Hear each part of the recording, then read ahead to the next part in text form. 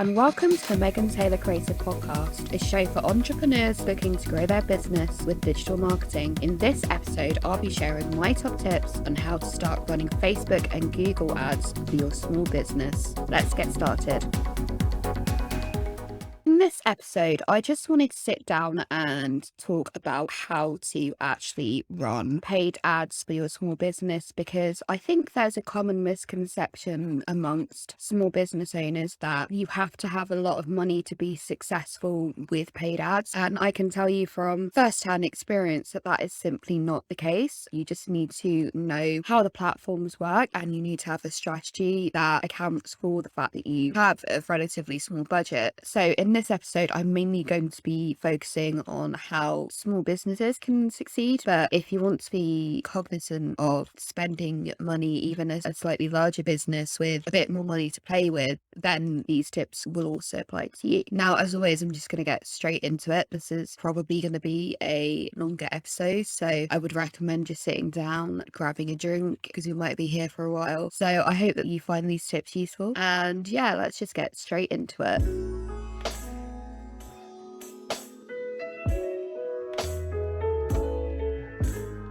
Before you actually start setting up your Facebook ads or Google ads, you need to know, I would say, you need to have three things. And the first thing is a strategy. The second thing is an ad account that's well set up. And the third thing is great creative. And you may have noticed that I didn't include a big budget as one of the factors for ad success. And that's simply because I personally believe you don't have to have a big budget to do well. You just need to know how to set up a great ad. So with this in mind, let's get on to the first tip, which is to know your objectives before you set up your ad. And the reason why this is important is because each type of ad is better for different objectives. So because of this, it's critical that you know what your overall objective is for your ad campaign before you get started. That way you can choose the perfect ad type for what you're trying to achieve. And just to give you some ideas of what to expect, here are some examples of ad types that you'll find on Google Ads and the sort of campaigns that they work better for. First type is standard text ads. And though standard text ads are quite restrictive and many marketers don't like using them due to the fact that they've got a small character limit, they can be incredibly effective for lead generation campaigns, specifically because you can add extensions to the ad that lead to your telephone number and website links as well, which basically means that if the people that you're targeting, if they actually see the ad, then they can essentially click on the call to action right away without actually having to go to any external website link, essentially. So yeah, I would recommend definitely using standard text ads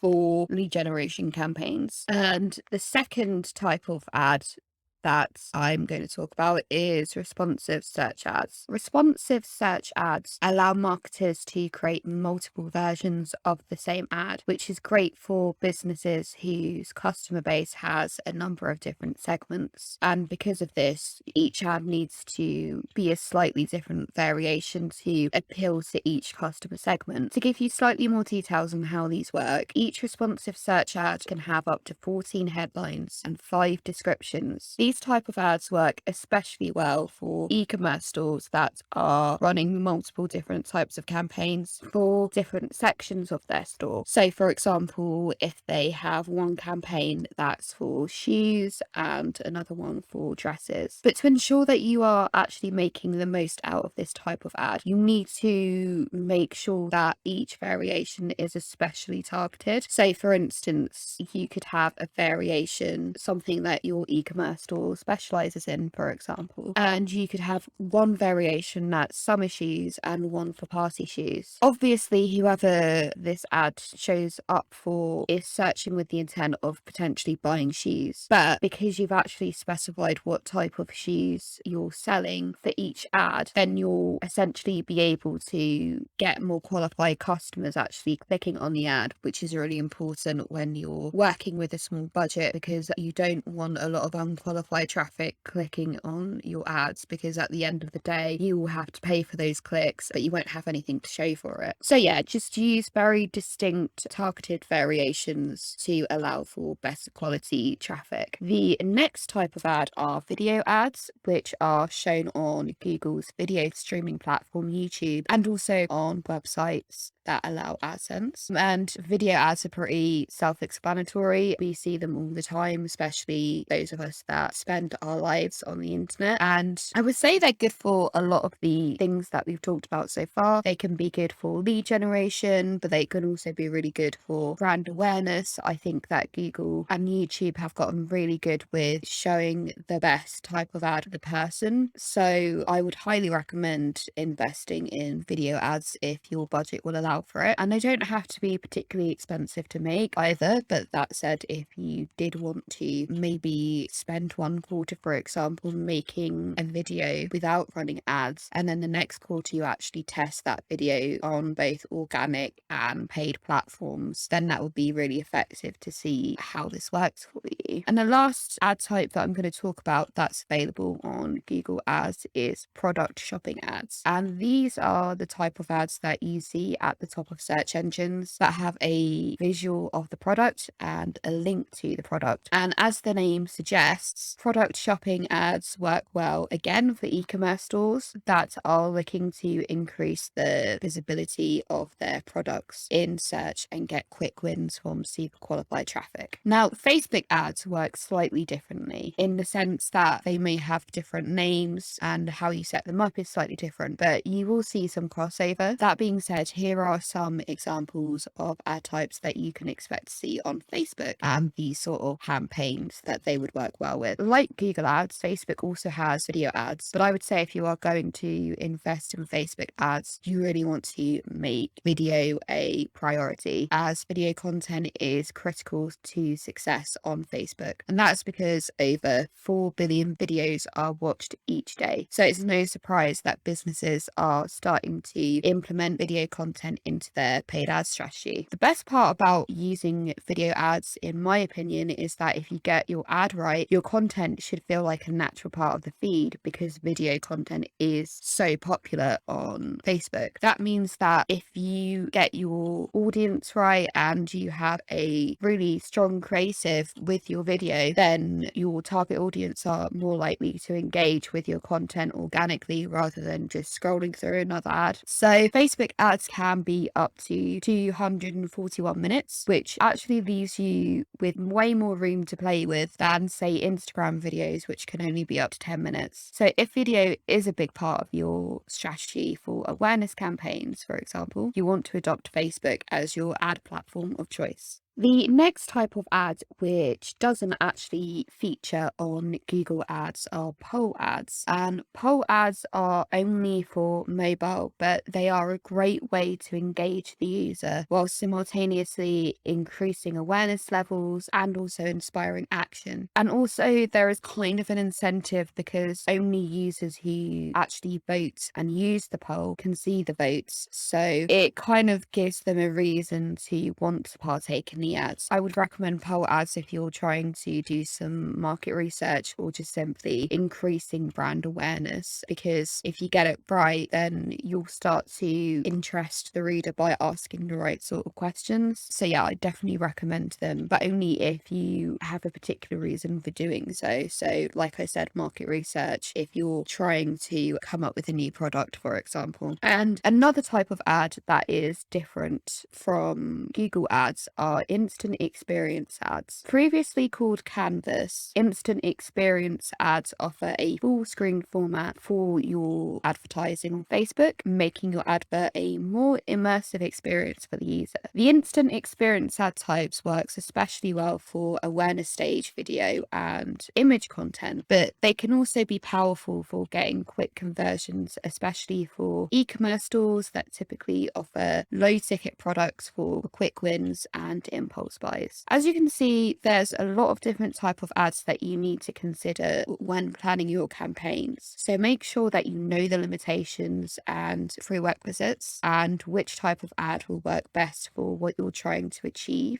to ensure that you're getting the most out of your ad campaign.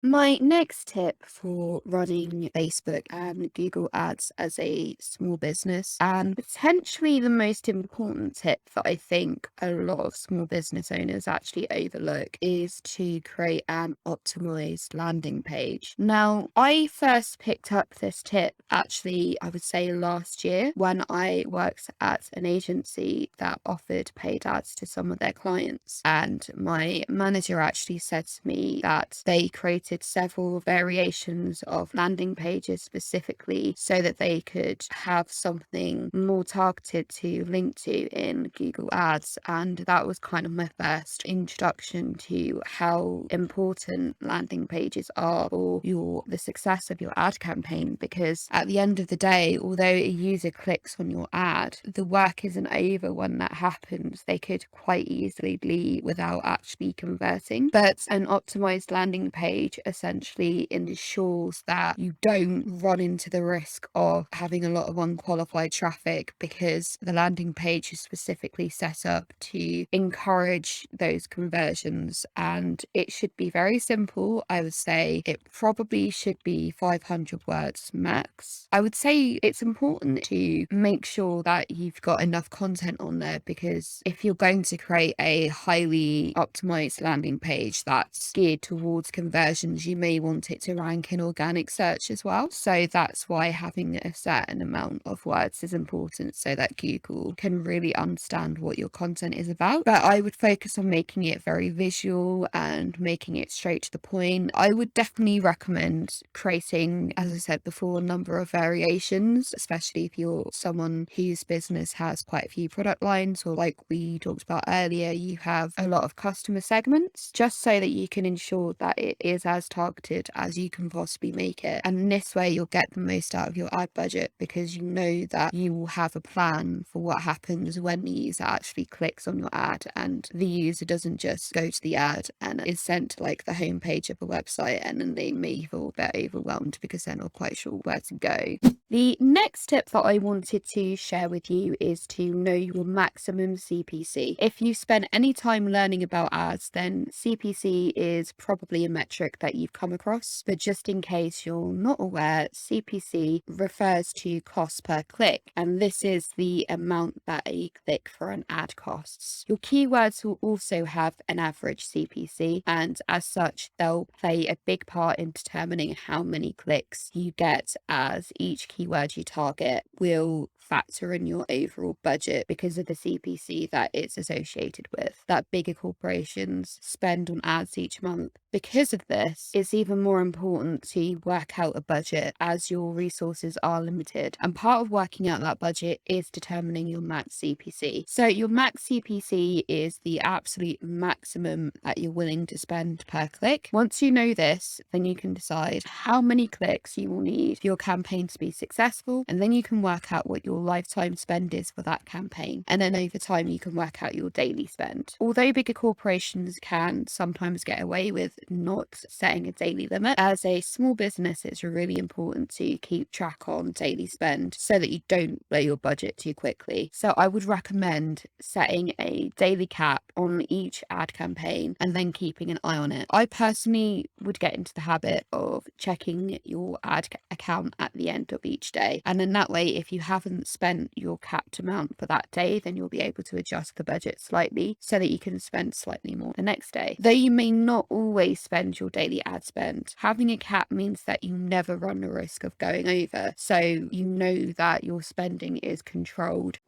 So my next tip is to, it kind of runs on from the last tip, but that's to choose long tail, low competition and low CPC keywords. So just like in SEO, which is an organic marketing tactic, the success of your paid ads is largely down to the keywords you choose. If you have a larger budget to play with, then you can target more high competition keywords that may be more competitive and more expensive, but have a lot of search volume. which is why for bigger corporations, these keywords are probably going to be their priority because they know that they can compete with their big budget. However, if you have a small budget, say a monthly budget of £500, then you'll want to focus almost exclusively on low competition, long tail keywords that also have a smaller CPC. What keywords you choose will entirely depend on your business and your goals, but I would suggest before setting up your campaign, doing some thorough keyword research, which can easily be done. For example, if you have Ahrefs, you can search the CPC and the competition for keywords in paid search, or you can just use the Google Ads keyword planner as well. It's a little bit archaic, but the data on there is trustworthy, so I would use it too. And then what you want to do is keep an eye on whether a phrase is an exact match or broad match, as this will determine how strong the keyword is and how much qualified traffic you will get as a result of targeting that keyword. Because obviously if a phrase is a broad match, then the user typing that in might not always have the same search intent that someone typing in an exact match keyword would have. You'll also want to pay attention to the search volume, which is how much search a keyword gets every month, so how many times someone types in that keyword. The competition, and on Google Ads, for example, it will specify whether a keyword in the Google Ads keyword planner is low, medium or high competition, and also the CPC, which Google Ads will also still include. My last tip for running ads for your small business, and this especially applies to Facebook ads, is to actually spend time creating custom audiences. So if you have a bigger budget, you can again normally get away with relying on audiences that your ad platform will default to, but I find that default audiences, they're targeting everyone. So if you're creating a highly targeted ads, you're going to have a much more difficult time finding the people that will be really interested in your ad, because there's a much bigger group of people who probably aren't. That said, I would say that most ad platforms like Facebook and even Instagram, we haven't really touched on Instagram, but I've also had experience running Instagram ads. They do allow you to create custom audiences where you can decide on the demographic and the gender of the audience. And some platforms like Facebook even go as far as to let you decide what kind of audiences you're going to target by their likes and dislikes, because obviously Facebook is quite a personal platform, so they have this data in a lot of their users. Though it's important to be specific, however, you don't want to rule out too many people, and sometimes ads aren't successful because your audience is too niche. I think that it's hard to say because each ad is so specific to your business, but platforms like Instagram and Facebook are good at notifying whether you're actually limiting your reach by filtering down or customizing your audiences too much. So I would pay attention to that, pay attention to how much potential reach that the platforms are saying that you might get. And then if it looks like it's going to be too low, then maybe consider removing some of the filters so that you can still reach a larger amount of people to make your ad worthwhile. So I really hope that you enjoyed this episode today. It's been a really exciting episode for me to make, because one of the things that I was responsible for when I worked in corporate marketing a lot of the time was actually paid advertisements. So I've got a lot of experience firsthand running advertisements for real businesses that actually don't have a lot of money. And I think actually that's a really great place for someone who wants to learn how to make ads and make successful ads. I think it's a great place for them to start out, because you're going to really have to think strategically, and it can be really easy for big corporations to get lazy with it, especially if they have like ads that just run all the time. For example, they may pay attention to special campaigns where they get really great creative, but then their everyday basic campaigns, like more brand awareness campaigns, for example, they just kind of let them run without really doing much, and they can end up being really ineffective because they're not paying attention to how much they're spending and things like negative keywords and what's affecting the success of their ads. So with that being said, if you did need an ads manager to help you actually get started, Megan Taylor Creative actually offers a particular plan for small businesses. and we will run your ads on 2 platforms of your choice. So for example, if you wanted to do Facebook and Google ads, although if you wanted to do Facebook and Instagram, which would make sense as obviously Meta owns Instagram, then we could do that for you for £50 a month. If you have a much bigger scope for your advertising campaigns. And yeah, as always, if you liked this episode, please like and share on social media and tag me as well. I'm Megan LJ Taylor on both Instagram and Twitter, and I also have a Megan Taylor Creative Facebook and LinkedIn. And as always, if you really liked the show, I will leave our coffee page in the show notes. As always, any support that we get over there is really appreciative, so thank you so much. If you're listening on Spotify, it would mean a lot if you could follow us so that you can be notified every time we release a new episode. And if you're watching on YouTube, I would also encourage you to subscribe and set notifications on so that again you can stay up to date with whenever I upload a new podcast episode. So yeah, that's it. That's everything for this week, and I hope you enjoyed the episode, and I'll speak to you next time. Bye.